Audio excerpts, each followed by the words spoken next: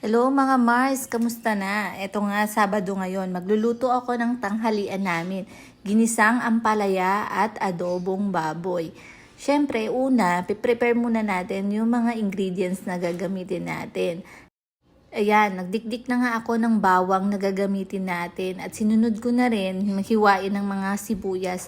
Kung mapapansin nyo mga Mars, marami akong dinikdik at mga hinihiwang sibuyas at kamatis kasi dalawa yung putahing lulutuin natin ngayon. Sinama ko na dito yung ingredients na gagamitin ko sa pagluluto ng adobo.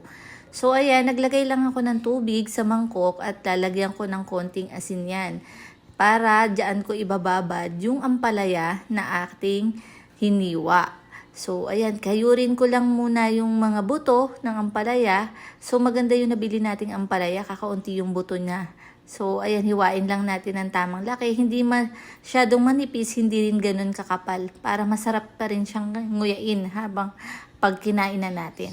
Ayan, umpisahan na natin. Mag-isa na tayo ng ating ampalaya. Unahin natin yung baboy, tustahin natin ng konti. Pag medyo natusta na siya at medyo prito na, tsaka natin isunod ang ating dinikdik na bawang kanina at ang sibuyas. Mapapansin nyo mga Mars, mas masarap ang ating ginisang ampalaya pag mas maraming kamatis kasi nakakatulong ito na pangtanggal sa konting pait ng ating ampalaya.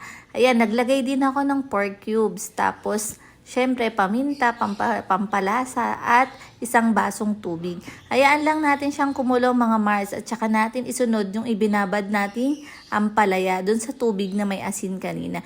Hindi ko to pinipiga mga Mars kasi ayoko ng durog yung ampalaya. Basta binabad ko lang siya at hinugasan ko after. So habang nagpapakulo tayo, nagbabad na rin ako ng sotanghon sa tubig para mabilis siyang lumambot. So pagkakulo, lagay na rin natin ang ating sotanghon na binabad. At naglagay na rin ako ng konting patis pampalasa sa ating ampalaya.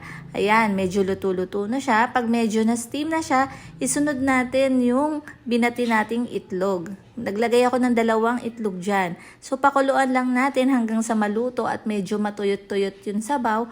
At ayan na, luto na ang ating ginisang ampalaya. Yan mga Mars, after nga ng ginisang ampalaya, isunod na rin natin gisahin ang ating adobo. So, bawang sibuyas ulit at konting kamatis. After nga nyan, tsaka natin iligay yung binili nating baboy sa palengke. Pinahiwa ko na to sa palengke ng tamang laki.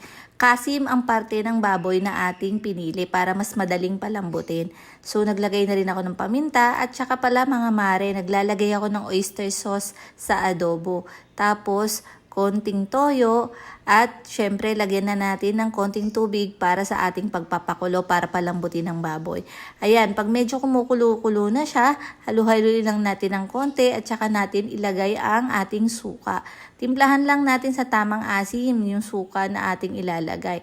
And then hayaan lang natin kumulo hanggang sa matuyot ang ating adobo. Ayan, nagmamantika na ang ating adobo. Yummy! Lunch mga mare!